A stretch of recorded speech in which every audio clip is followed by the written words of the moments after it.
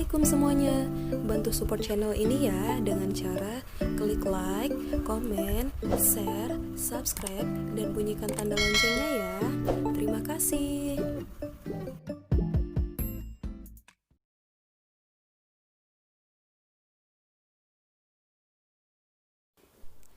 Assalamualaikum warahmatullahi wabarakatuh. Apa kabar anak soleh dan soleha? Semoga semuanya tetap dalam keadaan sehat ya. Hari ini kita akan belajar mengenai pelajaran PAI. Tapi sebelum belajar, sebaiknya kita berdoa terlebih dahulu. Sebelum berdoa, ayo angkat kedua tangannya bersama-sama. Kita mulai ya baca doanya.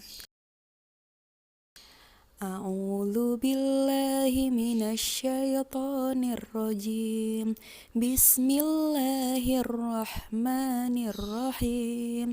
Rabbi zidni ilma warzuqni fahma birahmatika ya arhamar rahimin. Amin. Baiklah anak-anak, materi yang akan kita pelajari hari ini yaitu mengenai perilaku hormat dan patuh kepada orang tua, guru, dan anggota keluarga yang ada di bab 3. Yang pertama, hormat dan patuh kepada orang tua. Orang tua adalah orang yang sangat berjasa kepada kita. Tanpa orang tua kita tidak akan ada di dunia ini. Mulai dari kita kecil, orang tua kita selalu merawat kita, menjaga kita, mendidik kita, mengasuh kita, dan memberikan kita semua hal yang kita butuhkan sampai kita dewasa nanti. Sehingga sudah seharusnya kita semua sebagai anak harus berbakti, harus hormat, dan harus patuh kepada kedua orang tua kita. Beberapa contoh yang bisa kita lakukan untuk menunjukkan perilaku hormat dan patuh kita kepada orang tua adalah: yang pertama, patuh dan taat terhadap nasihatnya. Jika orang tua kita memberikan nasihat, maka sudah sepantasnya kita harus mendengarkan apapun nasihat yang diberikan oleh orang tua kita. Karena orang tua kita tidak akan pernah memberikan nasihat yang buruk.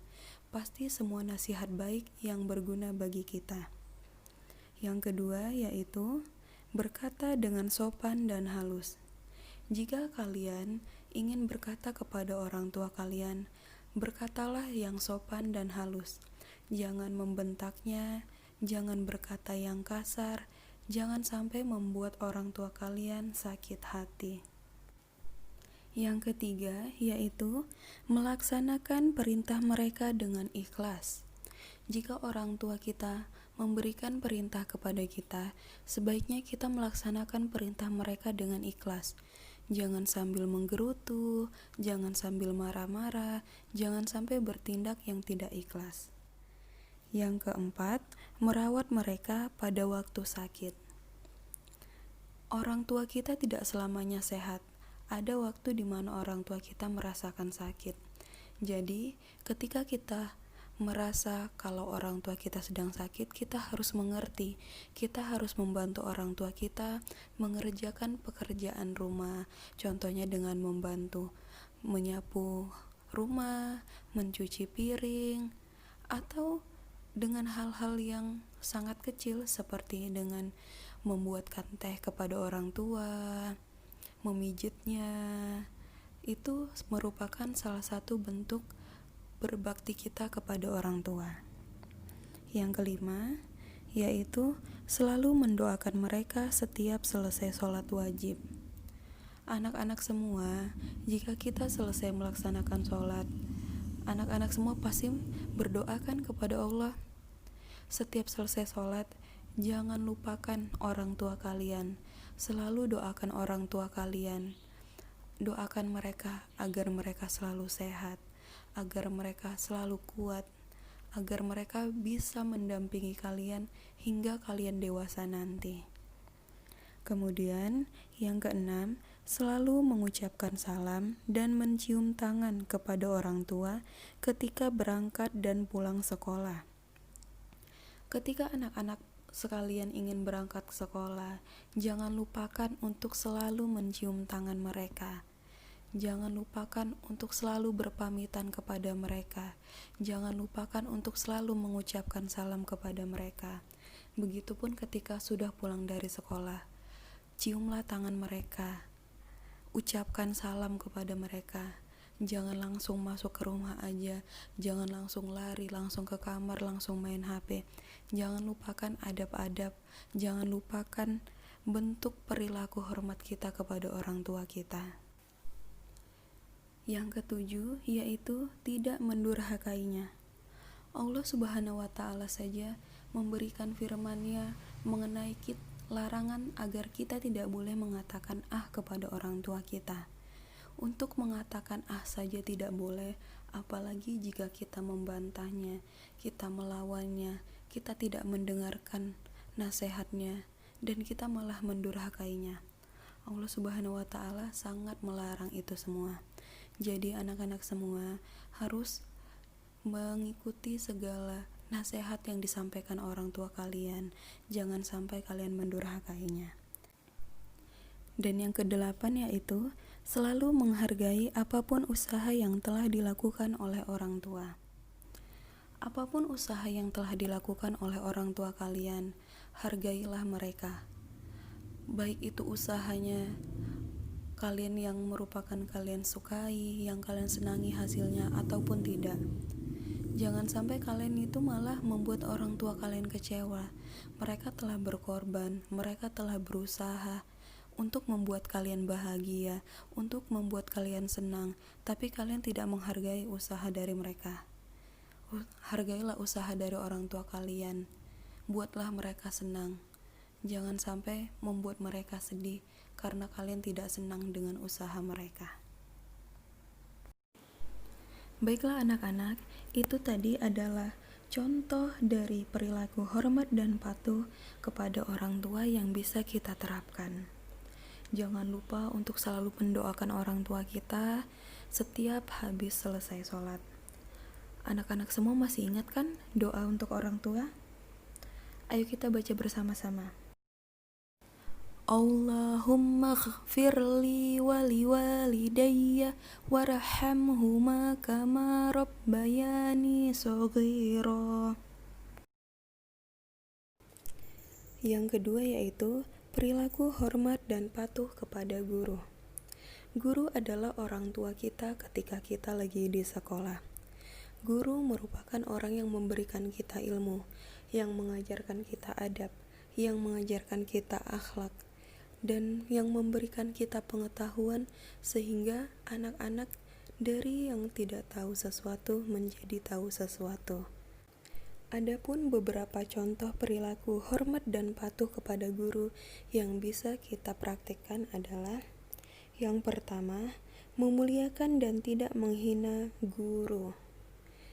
Jika anak-anak sekalian ingin mendapatkan ilmu yang bermanfaat, ingin mendapatkan ilmu yang berkah dari guru-guru kalian, maka muliakanlah guru-guru kalian.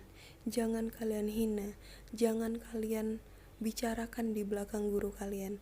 Jangan kalian ejek, kalian gibah di belakang guru kalian, karena nanti ilmunya tidak akan berkah. Yang kedua, mengucapkan salam ketika bertemu guru. Ketika anak-anak semua bertemu guru, dimanapun kalian bertemu, ucapkanlah salam kepada guru kalian. Jangan malah diem aja, jangan malah cuma dilihatin doang, tapi ucapkanlah salam. Senyumlah kepada guru kalian, jabatkanlah tangan kalian, salim kalian kepada guru kalian. Jangan malah seperti orang yang tidak pernah kenal. Yang ketiga yaitu mendatangi tempat belajar dengan ikhlas dan semangat. Ketika anak-anak sekalian ingin pergi ke sekolah, ingin pergi ke tempat belajar, maka berangkatlah dengan hati yang ikhlas, berangkatlah dengan semangat. Jangan lesu, jangan malas-malesan, Karena jika kalian berangkat dengan lesu, dengan malas-malasan, maka ilmu yang kalian peroleh nanti ketika di tempat belajar, ketika di sekolah, maka tidak akan sesempurna ketika kalian berangkat dengan semangat. Yang keempat yaitu bertanya kepada guru apabila ada pelajaran yang belum dimengerti dengan bahasa yang sopan. Ketika anak-anak belajar, ketika ada pelajaran yang disampaikan oleh guru-guru kalian dan kalian belum mengerti, maka tanyalah kepada guru kalian, angkat tangan, tanyalah dengan bahasa yang sopan, tanyalah dengan perilaku yang sopan. Jangan langsung bertanya tanpa angkat tangan, tanpa menggunakan bahasa yang sopan. Jangan kalian menjerit di tempat duduk kalian. Jangan kalian berkata kasar. Jangan kalian bertanya dengan suara yang tidak seharusnya kalian ucapkan kepada guru kalian. Dan yang kelima yaitu berpakaian rapi ketika belajar.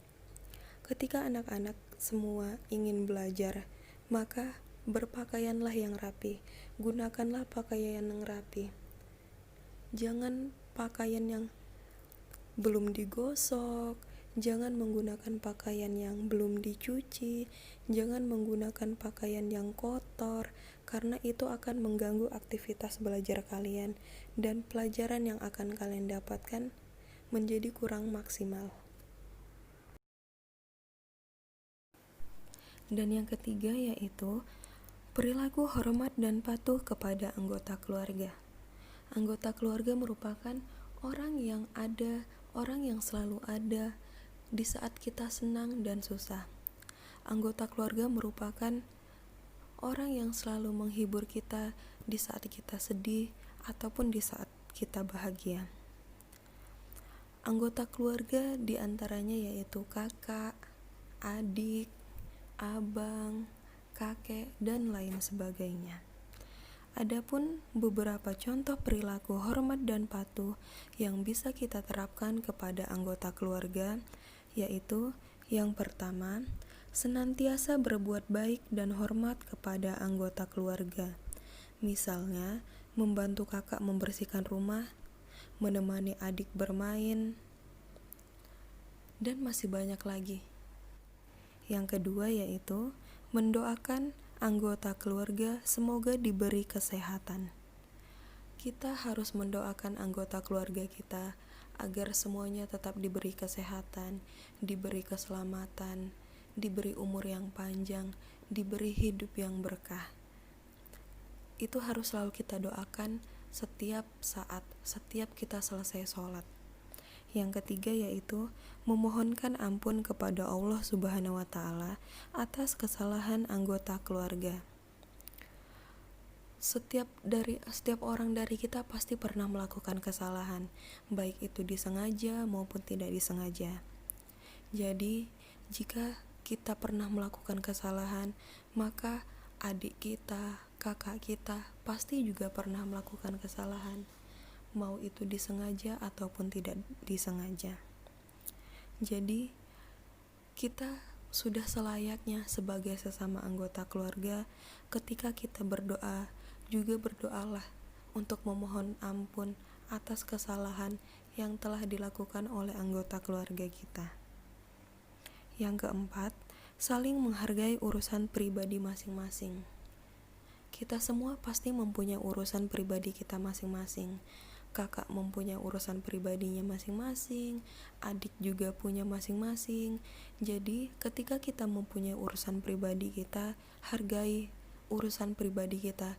Jangan terlalu ikut campur kepada urusan pribadi, walaupun itu anggota keluarganya.